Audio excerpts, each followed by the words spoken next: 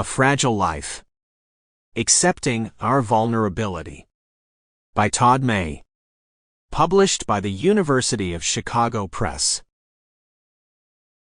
Preface. I have been thinking about the central issues in this book on and off over the past 45 years.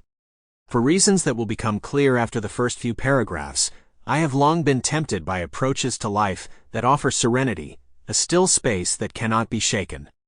The views considered in the third chapter of the book and beyond, Buddhism, Taoism, Stoicism, to some extent, Epicureanism, and the more recent work by Eckhart Tolle, promise that serenity. And yet, I have never been quite comfortable with that promise. In ways that I find difficult to describe, it has always sounded a false note to me.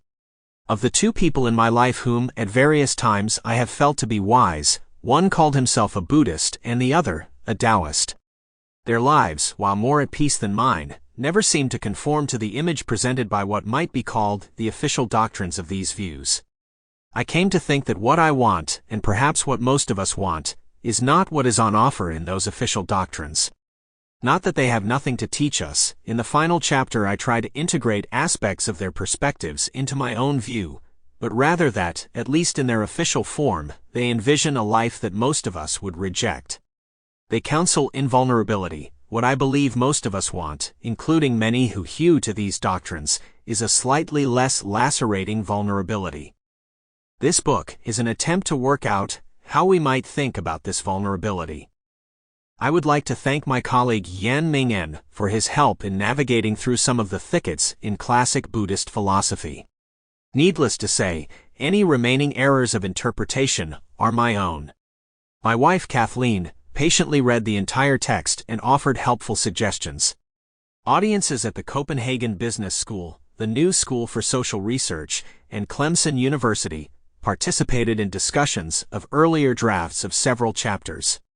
Those who cannot claim Elizabeth Branch Dyson as an editor should be jealous of those of us who can. She read the entire manuscript, and her comments on nearly every page vastly improved it.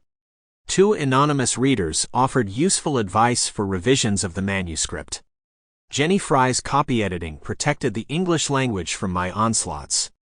And, although this refers to my previous book, a thanks should go to Ryo Yamaguchi for his wonderful promotion of that book.